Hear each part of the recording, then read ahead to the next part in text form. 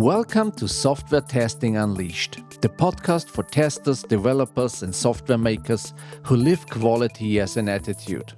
Get fresh ideas and sharp insights to grow your mindset, to learn new methods, and to drive real change in how we build software. Better software and better teams for a better world.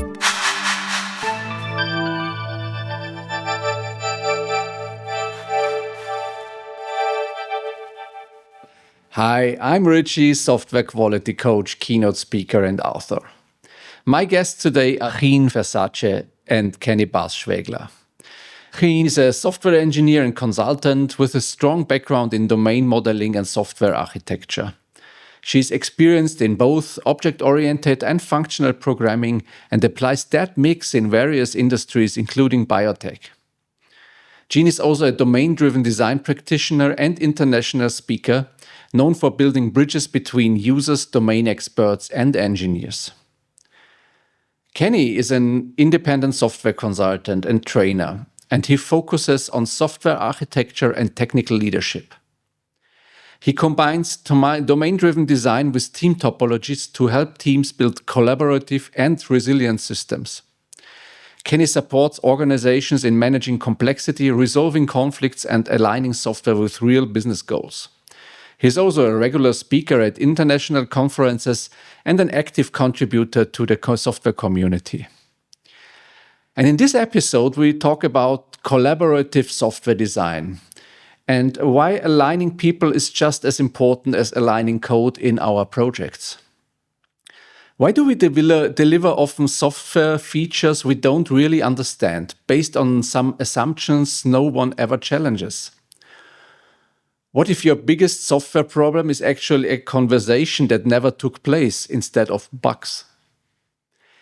And how can we design software that reflects real business needs, not just what's on a diagram and in a document? We will explore how developers, testers, architects, and business experts can collaborate using simple and visual modeling techniques. It's a very interesting topic, and I'm really happy that the two are part of this show today. And now, enjoy the episode. Hello, Gien. Hello, Kenny. Nice to have you on the show. Thank you for having us, Richard. Yeah, thank you for having us. Yes, great that you are here. This is a little bit a remote recording for the OOP conference. Unfortunately, I cannot be on site at the OOP this year because I go skiing. So maybe it's a good good part for me. Nevertheless, I want to have these topics, the interesting topics from the conference, in my podcast. And I saw through the abstracts and saw your workshop, your tutorial about collaborative software design. And then I get big eyes and thought, okay, this part we have to talk about in the podcast. Yes, and as I read your abstract, there is mentioned such problems within communication with stakeholders in a software project, which is so the baseline where you start with your collaboration techniques and so on. But let's focus first on the problem. Well, what's the problem in talking with each other, with the stakeholders? I would say, and Kenny can tell his experience with problems. I think, like when I started out as a software developer way back when, one of the problems you have is that you actually don't really talk to your stakeholders. So you don't talk to the users or the people with the knowledge on which you're creating the software, the people that you're helping, basically. What used to happen for me was that someone, most often called a business analyst or something, goes to talk to all the peoples, write down their assumptions of what the software is supposed to do, and then hand that over to the software development department. And then we interpreted their assumptions and wrote that into code and pushed that into production. And then the feedback was like, well, this is not doing what we actually needed to do, but thank you anyway. And so that was it for me, I think, the biggest problem. And I went looking for ways to sort of, make that handoff a bit smaller. And that's sort of how I ran into collaborative modeling. So that's how it happened for me. I don't know about you, Kenny. Well, I was very lucky, when I started my career, I was in a company and I didn't know anything. I came from embedded electronics, which was like, you need to model out everything. You did already collaborative modeling with a software system before you actually make the hardware, because, once it's hard, it's, you cannot, well, you could change it, but not that easy. So when I came into software, I was very lucky to come into a small team. And like within a month, I got like this course in asset management, understanding what my users were actually doing. So we have a saying in Dutch, I'm not sure, I cannot translate it, with paplepel ingegoten, which means from the start I got it correctly, in my opinion. And, I started collaborating and eventually Scrum got introduced, and which helped us at that point. And after 6 years of working that, I knew a lot about asset management. I was principal architect there within that team, within that department, which grew to like 2 teams. And we already did like microservices architecture, DevOps from day one. I was publishing. So, but the thing is, the reason I could publish it to production, because I understood the business. So I knew exactly when I was allowed to publish things or promote things to production. Right. So for me, it was natural to do this. And then I got into consultancy, and then I got into other companies, and I'm like, what are you doing here? But I need to understand the business in order to help you. And this is exactly what Gien was telling. And within my first 6 years, I got to experience how domain-driven design actually worked for me.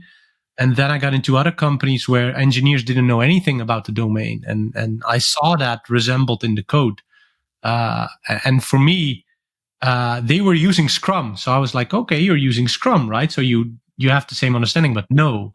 And for me, that was a problem, that we got a lot of a telephone game from higher up, from analysts, as Gien said. And from there, my journey took on to understanding more and trying to teach this collaborative modeling the way I did it for 6 years into other companies, which I still to this day, I find companies that lack, every time I go into a team and help them understand the business. And then they're like, oh, you're like a business analyst. I say, well, I do that, but I'm not. But okay, for me, it's normal. And I felt it a bit weird that it's still not a normal thing to practice these days. So, but I understand it. When I do that, in my first 6 years, it was like normal to talk to each other and was a good setting. But having these isolated departments, that clashed a lot. And that took me into much more social science. Yeah, that's one view I always see it when I got to my clients, which are mainly very big companies, and when I get into the software development team, and I see they're working at the code and implementing user stories and tasks from the board. But they don't often know why they are doing this and what's behind it. They are just implementing what they have on the board and don't understand the big picture or the business in case, or don't even think about ops or security or something. It's a very isolated view there, and I think when we see Agile... Yeah, there's a nice quote from Alberto that says, they're working on task, you say, right? They're taking a task and they put it to production and they don't know. And that don't know, that assumption, that gets to production, not necessarily what's in the story. And that's the real problem here, is that they take tickets, but they don't know why they're doing the ticket. And without that why, they will just bring something to production that's an assumption of their understanding of the ticket. And that's the core. And sorry to interrupt you there, but that popped into my mind with your question. What's the real problem? For me, what you just said with the story on the board and they're just implemented it, they're taking a lot of assumptions, I can 100% assure you. And that gets to production. I think there is a nice parallel view before we come to your solution or your view on a solution is when I look at the testing department where I grew up. So as a tester, there's the big case so that we deal with a lot of assumptions there. The assumptions from the developer and the business analyst who tries to translate something from the business into technique, and the architecture and the tester has a lot of assumption and needs to define what is the real thing meant, so that can be tested against. For a tester and for quality people, it's even more important to have a good understanding of what should the software do. Yeah. Yeah, I think it even goes a bit further than that. I remember going to a company, and we were talking about the software strategy. See, how does your year look like? Where are you going to focus everything on? And they were like, oh yeah, we're going to focus on getting rid of technical debt. Yeah, we're going to focus on refactoring here, here, and here. And then I went to talk to higher management and was like, hey, lovely company. So what are your company goals? What's the business strategy here? And they were like, yeah, well, for the next 2 years, we really want to focus on our new products. And I was like, because this is very interesting, because I go to your software departments and they're going to focus on improving the old products. And you go to the higher management and they're like, no, our focus is really on getting those 2 or 3 new products, getting those out there in the next few years. So even on higher levels, there's discrepancies and there's no alignment, and there's some sort of missing communication or miscommunication, which are 2 different things. And so often if you go to IT departments, they don't know how the company functions. They don't know the strategy. They don't understand what they short-term and long-term are hoping to achieve, really. And so all of that makes for software and the software development and how it functions less than optimal for the company that they're actually doing it in. So there's context missing there often as well. So it's on all levels. I feel that somehow people think you can just create software without understanding anything else. And I don't know how that happens, but it's there. Yeah, that's true. So, and you get the way to make it more better in our software project. So what is your start with? What is your idea to do to make better understanding of the software and what is needed for the business?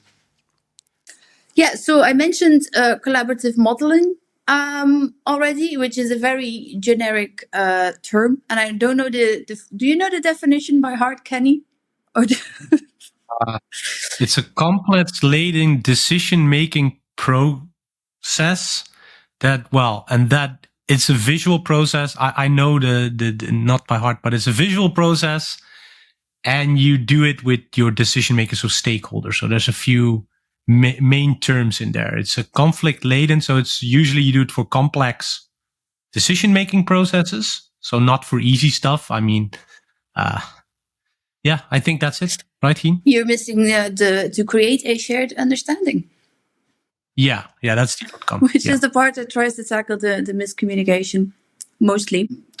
So yeah, it was a very boring definition. But as Kenny said, there are a couple of important things. And the first thing is that we try to get rid of the silos. We try to bring people into the same room or virtual room there, and we try to get them to talk to one another instead of having these documents that's written by a business analyst and then handed over.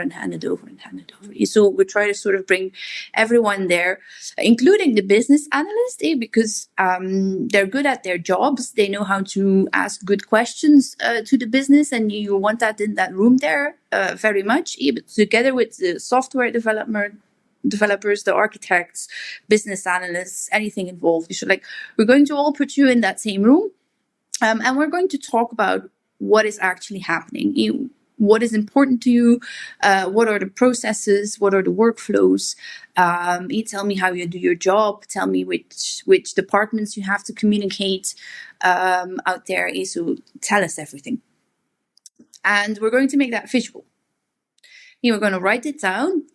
Because I don't know if you have ever been in a meeting, Richie, where things are they're just talking around and around and around. Yes. Very annoying.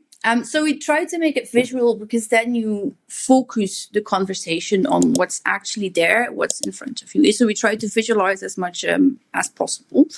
And we do that in a very simple way. I'm going to let Kenny tell you how we do that, so I don't gobble up all the time. Yeah. So it's including all the stakeholders. By the way, we say stakeholders, but that can also be the developers or engineers or testers or analysts in the team, right? They're also stakeholders in a way. So the way the way to describe collaborative modeling or the tools you use is that it should be easy to use. A common one in a domain-driven design is event storming or domain storytelling. These are two of the most common used, and they're both very simple. Event storming in itself is an orange sticky, and it's a domain event, so something that's relevant for your stakeholder. So it doesn't concern any databases, but it does concern if you're in a cinema, which we write about, is like a place got reserved, right? So it's relevant for the business. A place got reserved. So then you can go further into that, right? Okay, when is it not possible to reserve a place, right? And then you come into these constraints. So you're adding all these things very natural. Instead of, if you look at tools like UML, which are still great, or like Archimate, which I used in the past, or other modeling tools, they're very constrictive, right? They have these certain dialect that you need to use, and I can never know which the arrow is, which is filled in or which is open. I don't from the heart know what that means. And you don't want that. If we're talking about knowledge crunching, as we call it, right? Understanding business, we want information and knowledge to flow freely so that everyone can actually, and the metaphor is what like Dumbledore does with his brain, right? Try to get everything out of the brain and into that pool. The pool is the modeling space, right?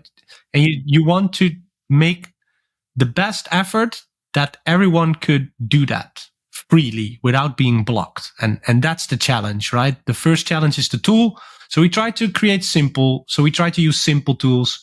And these are the domain-driven design tools, but there was already user story mapping, which is also a great tool in the product management space. You got example mapping in the testing, more testing space.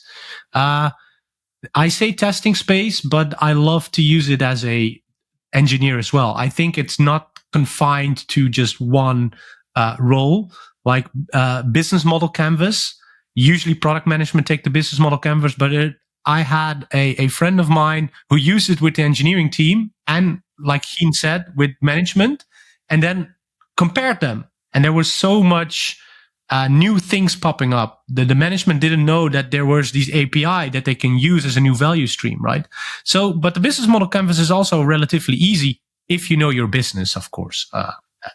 So it needs to be simple. It needs to be very easy to work with it. And I think, well, did I miss anything, Gien? I think that's the essence. No, that's correct. And any visual tool can become a modeling tool. As Kenny said, it's just about, making sure you don't have to do a lecture for 2 hours to make them understand how it works before you start using it. Most of it is post-its or something as simple as that, or drawing some figures. That's the visual tool that we use. And as I said, we do that to create that shared understanding, be the Dumbledore. And once we sort of understand what the domain really is all about, then we can start, and how everything is connected, because that's the most important thing there as well. Everything is connected in the real world. But in software, you have to, chop this up for different reasons. We have the ability tags, like maintainability and flexibility and scalability and all that kind of stuff. So we need to take things into consideration when we're creating a software system. And once we understand well, that department has this sort of flow, but other departments sort of tap into that, or they have to do it a bit different, and their constraints are a bit different. They have different business rules. What are the exceptions here? How often do these exceptions actually happen? Are they worth putting in the software, or can we continue to do that manually? Which engineers often react to very badly when I say that. But it's like, if this is happening once a year, why would I put that complexity in my software system? Let's just keep that manual. That's still okay to do, even in 2025. Is it worth putting in a software system? How is this going to evolve over time? As I said, business model canvas is mostly to understand the company and the goals and how they get there. And like, okay, how do they see that change? And will the software system be able to do that with them? And so then you have to try to find good boundaries that actually allow you to do that. But the fact is that you have a better view of how things are connected. And so if I have to say, okay, we'll make a cut there, you will make this a microservice, we'll create a boundary here. I understand that I'm making an artificial cut, but the process in reality actually continues. So I will have communication between microservices there because there's no other way if I make that cut. And then I can start asking, okay, but what if I make it slightly different? How would that change the communication in the microservice, between the microservice? And so that's the point where we start to do the design of it. So first we try to understand as much as possible, and then we see, okay, what are now good boundaries? Where are we going to cut? And how does that influence the communication that needs to happen between all these boundaries that we're setting up? Because we still need the business to have a flow that's actually, as close as possible to what they actually do on a day-to-day basis there. Or to add, it might change the flow. But since you have all the relevant stakeholders, as you can imagine, in classic IT, they come with requirements. Here's my process, and then an analyst comes with the process and just build it in.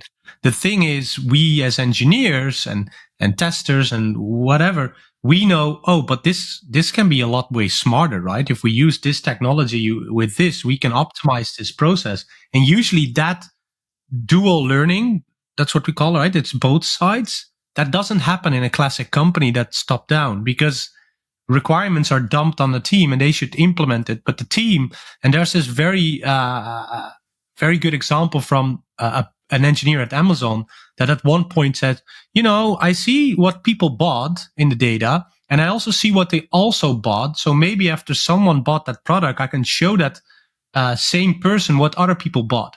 The analysts were like, stupid idea. We're not going to do it. What did he do? He still implemented it, and it's now a function in it's now an upselling function in everything. So that you can see, right?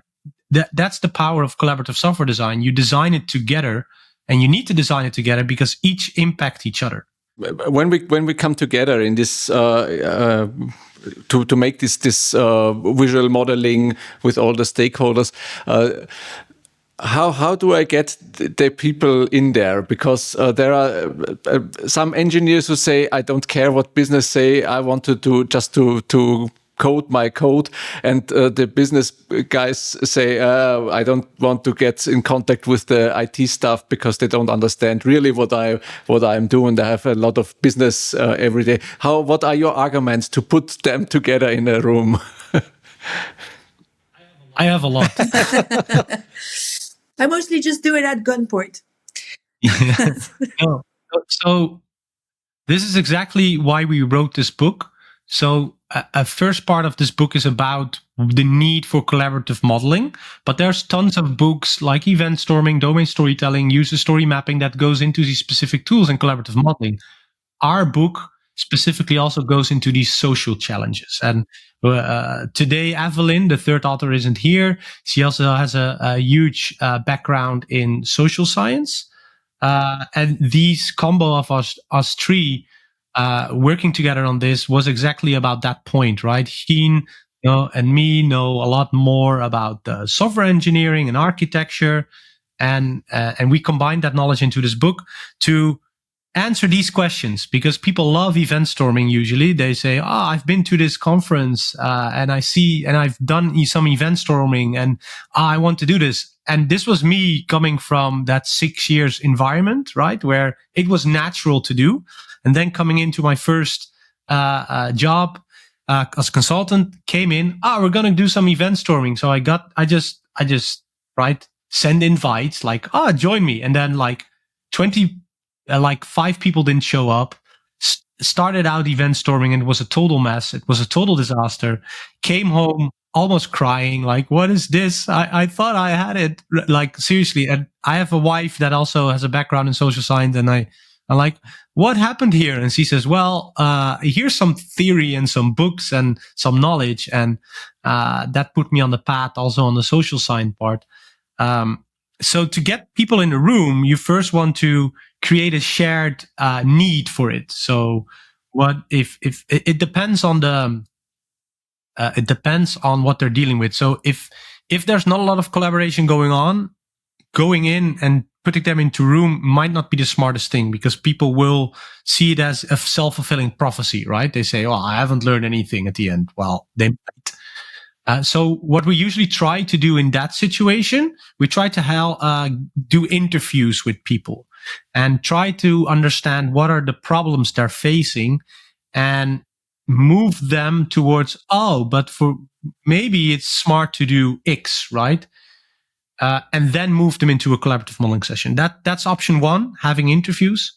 Option 2 might be what we call in the book guerrilla modeling, meaning I've been in a company that did the same. I was actually there to help the testers, and they did acceptance testing over the entire landscape, but nobody had a clear picture of what the landscape looks like.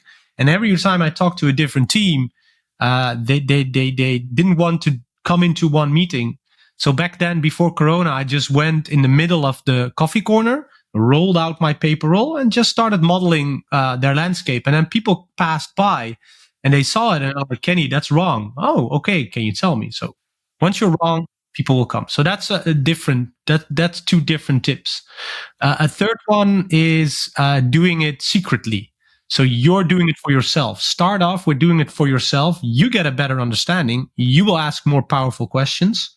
And then eventually people will wonder, how are you asking these powerful questions? Well, let me show you. So these are 3 heuristics that I use. I'm not sure, Gien, if you have...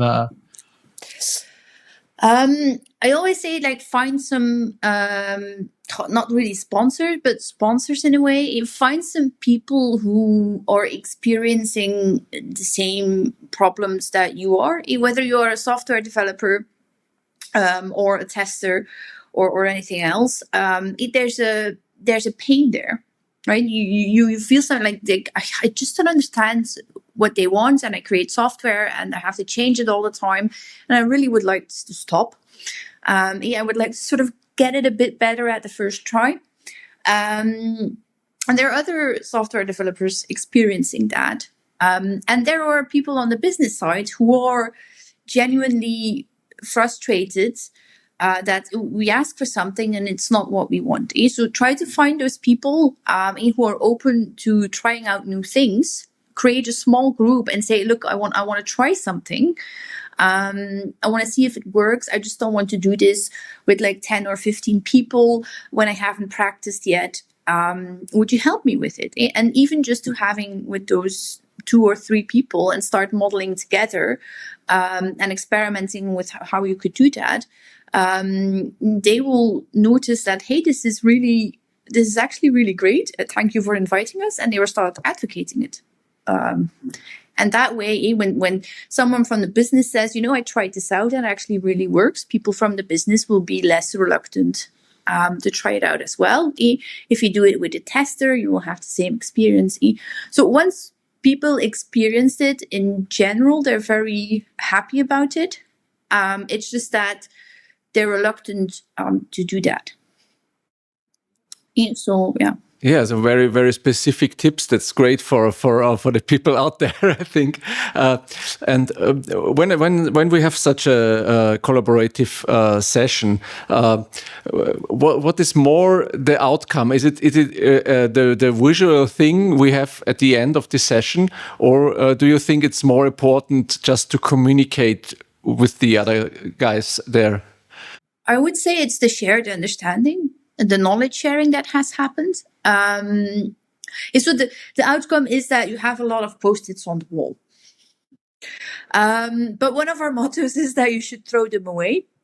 It's about getting to that shared understanding, about being better informed on how things work, understanding the business rules better, understanding, 80% of the time this will need to happen, and then 15% of the time we actually will have to do that in a situation. And so it's the knowledge you gain from it. But we do say that we have a template in the book on how you can prep your first session.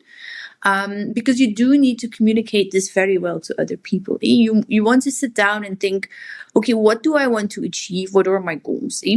Which process or which part of my software system do I no longer understand? So I want to create a group of people and I want to see from a business perspective, how is this supposed to work exactly? So that's a goal you can set up. So make sure that you're well prepared and that you have a clear goal in mind, and that you inform everyone of, hey, this is what we're going to try to do. People like to be prepared. Walking into a meeting and having no idea what's going to happen. I don't know about you, but that kind of freaks me out. So give them tell them everything, right? This is what's going to happen. This is what we're going to do. This is what you need to bring your brain most of the time. But just make sure they're as informed as possible. And this is what I hope to achieve with this. And so everyone is then at the same page where you're actually having the session and why you're in that room. And that helps a lot. When I look at the organization of such a collaboration session, there are two questions which come to my mind. Is the first, how long is typically such a session? How long can we be productive on such a topic? And what is a good frame to repeat such a session, or is it a one-time show and then we're all in our business again? Yeah. So. Sorry to say this, it depends on what the outcome is. So but I can give you a few examples. So there's one session that's called Big Picture Event Storming. The outcome is there massive learning, understanding the bigger picture of your company. So what is this company doing? Where are the software systems? And that's massive learning, breaking the silos, knowing what's the most evident thing to work on now, right? Because we can vote at the end. And especially as a consultant, I use this. If someone brings me in for a project and I do a big picture event storming and they say, well, on the right side is the problem. And then they hired me for the left side. I'm not doing the left side because it's not like the most prominent thing that everyone wants to work on. So that's a big picture event storming. It takes a day. From that day, I could also distill and decompose further. So I can extend that for a couple of days. But this is what we call a design start, or there's many words for these workshops. However, you can also make it small. So a good friend of ours, Andrea McNorsky, created this thing called, now I forget it. Bite size. Thank you, Gien. Wow, I forgot that. And what she did, and I've did this in the past, and that takes 1 hour, maybe 2 every 3-4 weeks. You get everyone from the team into the room and you ask them, okay, what does the architecture look like? Can you visualize it for me? And you can do that with C4 modeling, for instance, if the people are known this. First time I did it, it was just stickies and boxes. And that took 1.5, 2 hours. So it was half hour, everyone for themselves. And then we tried to merge all these things, and we literally merged their view of how the architecture looks. 1.5 to 2 hours.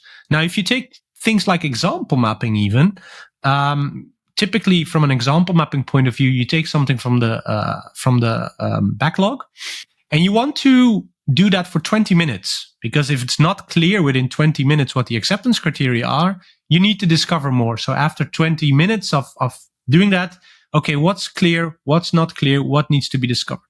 So again, it can be like a couple of days in a row, or it can be just every so often that in a retrospective, refinement. I don't do Scrum anymore that much, so I'm kind of confused for a reason, because I think this would be a lot better if you collaborate more often. Coming back to the previous question, I might not need documentation. I can go straight away code that out. And I've seen teams do this, right? They collaborate and then they code, come back for feedback, collaborate some more, code, and they don't require all these Scrum things anymore.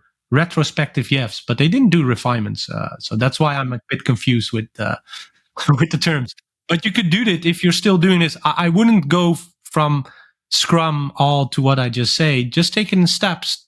Take your refinement and try to do some example mapping to see, hey, does this fit? Invite a stakeholder that put it on the backlog. Do some example mapping. The example mapping is the easiest one of them all, in my opinion, because all you need to ask is, can you give me a specific example?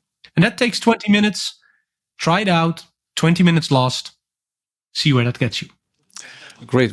Hope that helped. Very great insight. And I like the thought about doing the collaboration on one side and then going directly in building the stuff and then going back to collaborating, because a lot of steps we will build between are always transfers from knowledge to another ticket to another view and so, and there's a lot of things we can lose between these two steps. So it's a very, very pragmatic way to do it and to work in Agile, like I understand it, in the as it was thought, maybe. Yeah. Yes. Well, you say as was thought. We're also domain-driven design practitioners. That there was already Agile when Eric Evans wrote the book, but he is very clear. He wants to have a continuous conversation with stakeholders. And now I feel like the conversations are in a refinement or in a demo, right? But he wants, and that's how I used to do it for 6 years. I could just walk to my domain expert or stakeholders to have that continuous conversation, that feedback loop. And in my opinion, yes, that is the essence of Agile, because you constantly want to inspect and adapt, collaborate something, try to design something, implement it, see what it does, come back with that feedback and have that continuous conversation together with your stakeholders. So yeah, for me, that's more Agile than Scrum that I see nowadays. Yeah. Gien, Kenny, thank you very much for all these insights into the collaboration of how we can design software. I think there were a lot of very specific parts we can take in our daily business, and to start with these topics.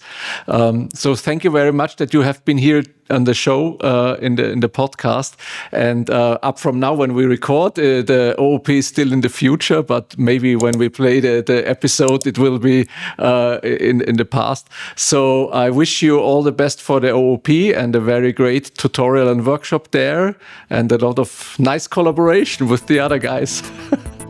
Thank you. Thank you. Thank you. Bye. Bye-bye.